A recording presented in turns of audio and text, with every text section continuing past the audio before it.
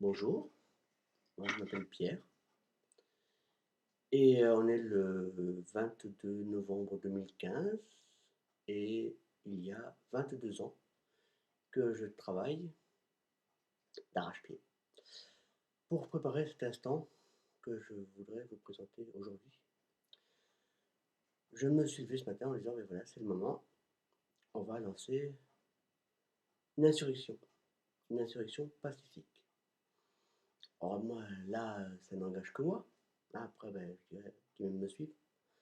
Mais par rapport à la situation actuelle, par rapport à tout ce qui se passe aujourd'hui, je me dis, ben, non, non.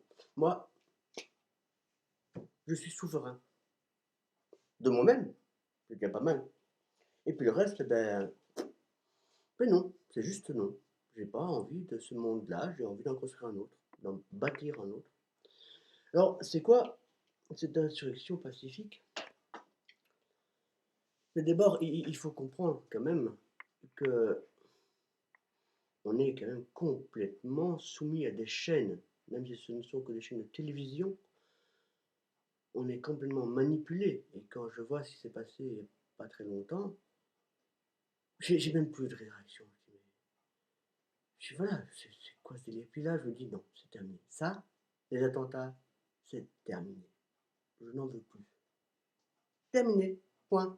Donc, ben, j'ai envie de faire en sorte justement que ça n'arrive plus. Comment est-ce qu'on peut faire? Ben, d'abord, peut-être plutôt que de lutter contre quelque chose, bah, juste reprendre ses propres responsabilités. Hein, on a chacun délégué d'autres personnes sous toutes sortes de formes. On a délégué nos responsabilités. Moi, je me dis, c'est plus l'heure de lutter ni de se battre. Maintenant, c'est l'heure de bâtir. On se relève les manches, on se prend la main et tous ensemble, tout est possible.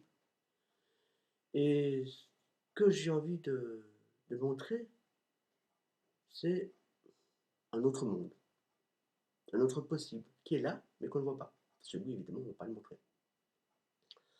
Qu'est-ce qu'on a en face de nous? On a un pouvoir, un système hiérarchique, où c'est pas de travailler qui gagne de l'argent, c'est faire travailler. Plus on fait travailler, et plus on gagne de l'argent. Bon, non, non, ça ne me convient pas. Moi, j'ai pas envie de gagner de l'argent. J'ai pas envie de travailler pour gagner de l'argent. Pas dit que j'ai pas besoin d'argent. J'ai pas envie de travailler pour gagner de l'argent. J'ai envie de faire ce qui me plaît, moi, maintenant, ici. Alors, ça me paraîtra très utopique tout ça. Ben, justement, l'utopie, ben, c'est ce qui fait marcher les gens, ce qui amène le progrès. Christophe Colomb, il était très utopiste. Et puis il y en a plein d'autres. Donc, on a ce pouvoir-là qui a trois outils. Sur la peur, la division et l'assistance. Et ça marche parfois comme ça, comme la température, le volume et la pression. Donc, ben, la peur, ben, ça permet de faire consommer, pousse à acheter, ça peur de l'autre, peur du demain, peur de tout. Donc, tout est fait pour faire peur, tout est fait pour amener le conflit, parce que le conflit rapporte énormément d'argent. Tout est fait pour amener les gens à l'assistance, donc que ce soit par les meilleures intentions du monde, hein, des gens qui vont vouloir aider l'autre. Moi, je me dis, mais qui je suis pour aider? Moi, je ne sais pas faire ça, aider. Euh, je ne peux pas aider. Par contre, je peux dire, toi, toi, tu peux m'aider. Ben, moi, j'ai un endroit magnifique, j'ai une idée qui est là depuis 28 ans que je travaille sur cette idée-là, 22 ans que je développe. Oui, toi, tu peux m'aider. J'ai vraiment besoin d'un coup de main là, pour construire des maisons pour ceux qui n'en ont pas. J'ai besoin d'un coup de main maintenant. Alors, il y a beaucoup de peur, par exemple la peur du réfugié. Il y a plein de gens qui vont dire, ouais, mais ces gens-là, ils vont nous envahir. Non, non, moi, j'ai pas envie de parler de peur, j'ai envie de parler d'amour, de vivre l'amour. Alors, ce pouvoir-là, il a mis en place des lois. Oui, beaucoup de lois. Le code du travail, 3800 pages. Le code civil, pareil, même brique. Code pénal, pareil. Il n'y a que le code de la route qui a un peu moins de pages. Mais non, non, non. Non, ces lois-là, je n'en veux plus. Je ne souhaite plus les respecter. Simplement parce que si une loi ne respecte pas l'humain, elle n'est pas respectable. Et donc je décrète que je ne la respecte plus. Et donc je vais construire et j'envoie tout le monde promener. Qu'on vienne me chercher. On va rigoler. Moi maintenant j'ai envie de bâtir. Avec ceux qui n'ont rien. Pas pour ceux qui n'ont rien. Avec ceux qui n'ont rien. Avec ceux qui sont motivés par ce projet-là. Et moi je crois qu'il y a vraiment moyen de montrer un avenir, une magnificence qui dépasse l'imagination, plutôt que de se révolter et dire mais vous n'avez pas honte? Vous menacez votre frère et soeur avec votre argent, vous n'avez pas honte? Mais c'est quoi ce délire? Non, j'ai pas envie de m'emballer, j'arrête. Non, j'ai envie de bâtir avec vous. Alors, on va dire, il réagit le mec, non mais, désolé, il y en a, ils commencent à me bouffer leur écho, donc j'ai envie de faire quelque chose. Et on va me dire, mais oui, qu'est-ce que tu veux faire? Qu'est-ce que tu veux faire? Moi j'ai un plan. Ce plan, donc j'ai commencé à travailler depuis 28 ans. Ça s'appelle le paradis. Si, sur Terre, là maintenant, paradis. Ce sont des abréviations. Hein. Pépinière. Pépinière, c'est quoi une pépinière? C'est un endroit où on va semer des légumes ou des arbres qui vont pousser. Des pépinières d'entreprise. Là, sur des pépinières d'activités et de ressources qui sont alternatives, qui ne sont pas dans la compétition, qui ne sont pas. Non, on parle d'autre chose, on vit autre chose, on expérimente autre chose. Pépinière d'activités et de ressources alternatives pour le développement et l'investissement en symbiose. C'est quoi la symbiose? C'est le poisson clown et l'anémone. L'abeille et la petite fleur. Ouais, c'est de la symbiose, c'est le principe de la permaculture. D'une pierre deux coups. Plutôt que la compétition qui va diviser, on va proposer une symbiose qui, elle, va multiplier. Alors, ça paraît très difficile à comprendre, hein, comme ça, a pris ma bord. C'est pour ça qu'on a besoin de montrer comment ça marche. Et ça, on a besoin de vous. À partir de ce plan paradis, bah, évidemment, il y a eu pas mal de recherches. Hein, 6 années d'abord pour de recherche sur le concept, puis pour des années de développement et de recherche, d'expérimentation. Bon, ça fait un bon petit paquet de travail. Mais, entre autres, par exemple, pour donner une illustration, hein, on avait fait des recherches avec un ami et on est arrivé à des chiffres. Alors les chiffres, bon, évidemment, on peut dire ce qu'on veut avec des chiffres, ça veut rien dire les chiffres. Donc c'est juste une image, une idée, une notion. On la prend comme elle est. Nombre de bâtiments disponibles, propriété de l'État, qui sont aménageables en logement pour accueillir des personnes, on accueille, par les bâtiments de propriété de l'État, 4 millions de personnes. C'est là, ça ne fait rien. 4 millions de personnes. Ce sont des casernes vides, plein de trucs, il y en a partout. Surface de terre agricole utilisable en jardin dans l'agriculture symbiotique, j'expliquerai plus tard ce que c'est l'agriculture symbiotique, bah, elle peut nourrir, propriété d'État, toujours surface propriété de l'État, peut nourrir 3 500 000 personnes. Et là, on a, avec nos 25 000 réfugiés, 600 000 sans-abri, et on ne sait pas quoi faire. Mais il faut commencer un jour. Alors, on peut aussi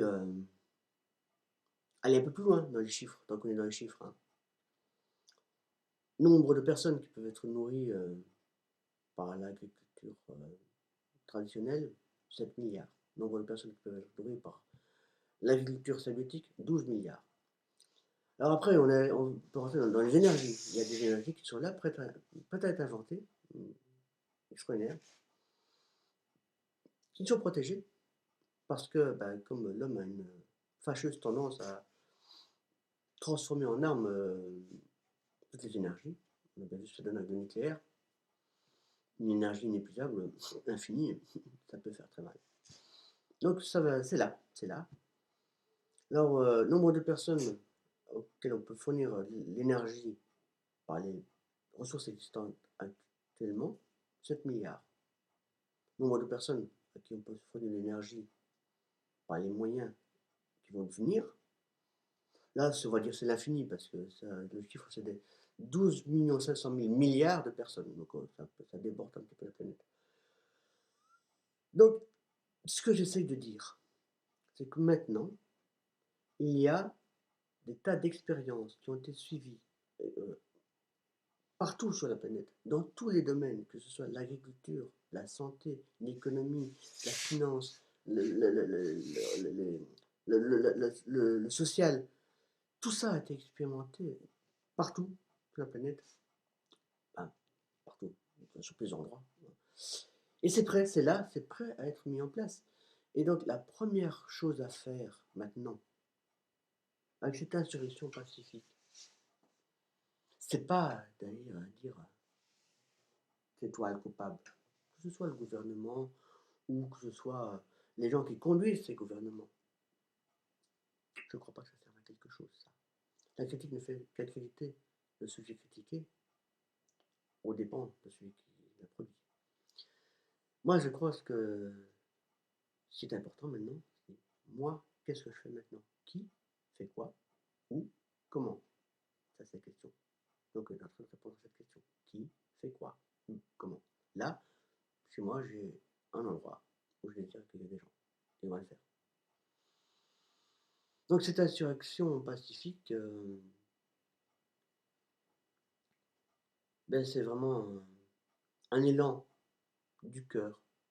Et donc, tout à l'heure, je disais que bah, toutes ces lois-là, ces milliers de lois qui sont contradictoires, qu'il n'y a pas moyen de suivre, parce que tout le monde s'y perd, moi, je voudrais proposer de les remplacer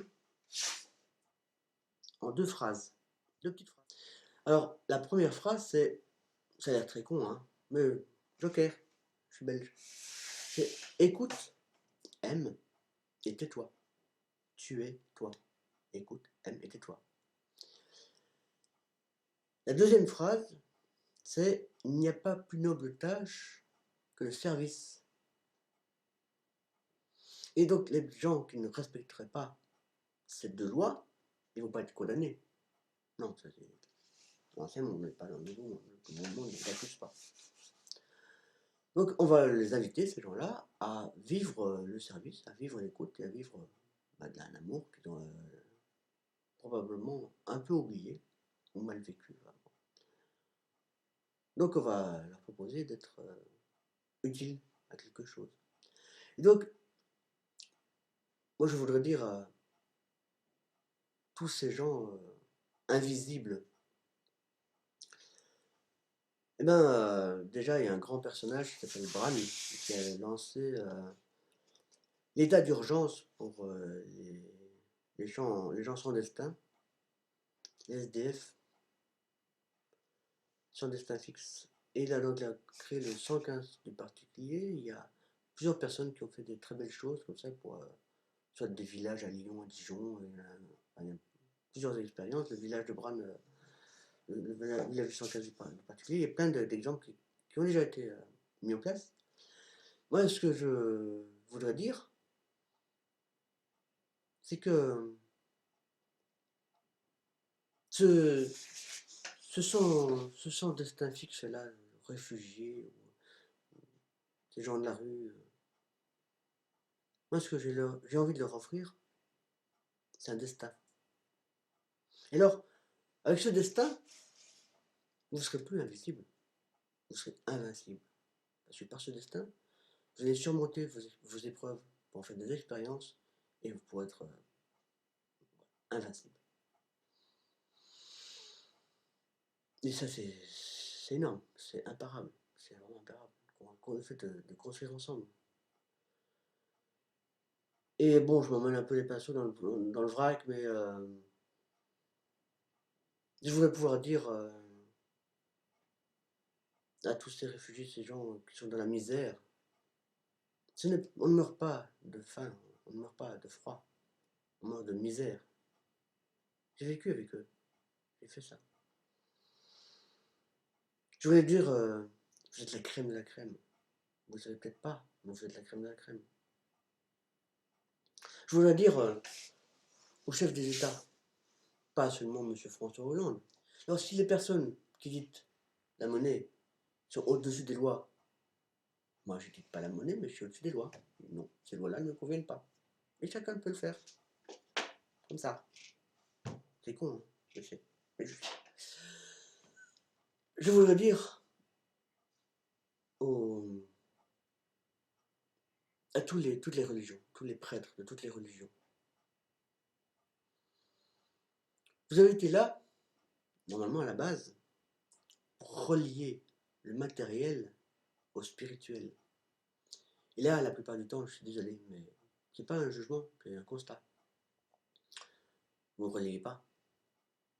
Vous le séparez par le rituel. Il n'a jamais été demandé de construire d'onéreux bâtiments. Ce qui a été demandé au départ, c'est d'aller avec les seuls vêtements que vous pouvez porter. Porter la parole. Alors maintenant, vous avez prêché pendant 2000 ans, et plus pour d'autres. Eh bien, écoutez maintenant. Hein, et ouvrez vos portes, ouvrez vos cœurs, et accueillez, accompagnez. Ça, c'est la parole. Je voudrais dire aux gens très riches, il y en a de plus en plus qui commencent à offrir un peu. Il y a beaucoup de gens très, très, très riches qui vont dépenser par exemple des fortunes pour leurs petits-enfants. Mais dis, tu as des milliards là, tu crois sincèrement, les yeux dans les yeux là, comme ça. Hein, tu crois que s'il y a un enfant qui meurt de faim, tes petits-enfants, ils ont encore leur place? Hein, en même temps, c'était un enfant qui meurt toutes les 2 secondes. C'est pas possible ça. Si tu laisses mourir les petits-enfants à côté, tes petits-enfants à eux, à toi, pardon, ben, ils ne pourront pas mourir, ils ne pourront pas vivre non plus. C'est pas possible. C'est pas possible parce que si on extrapole au maximum la compétition, qu'est-ce qu'on a? On a un qui gagne et tous les autres qui perdent. Et ça, c'est pas possible. Il faut inventer autre chose. Maintenant. Et ça, on a besoin de cet argent-là pour construire pour eux. Pas seulement le fait de donner, c'est que on peut connaître le plaisir de recevoir, mais en offrant, en vivant dans l'offrande, alors c'est autre chose qu'on reçoit. C'est une ivresse. L'ivresse d'avoir donné. Pas quand on est dans l'attente, mais quand on offre sans rien attendre. Là, on a cette ivresse de donner, et ça, c'est magique aussi. Et là, il faudra changer de regard. Parce que si on regarde l'autre comme un étranger, on sera soi-même étranger. Mais si on voit dans chaque être que l'on croise sa divinité, et que chaque être que l'on croise est tout l'univers, et donc tous les êtres qu'on a dans le cœur, je ne peux pas laisser cette personne-là dans son besoin, dans sa merde. Ça peut plus. On ne peut pas. C'est pas possible. C'est pas possible de laisser quelqu'un qui a une expérience différente de la tienne dans une situation qui n'est pas vivable.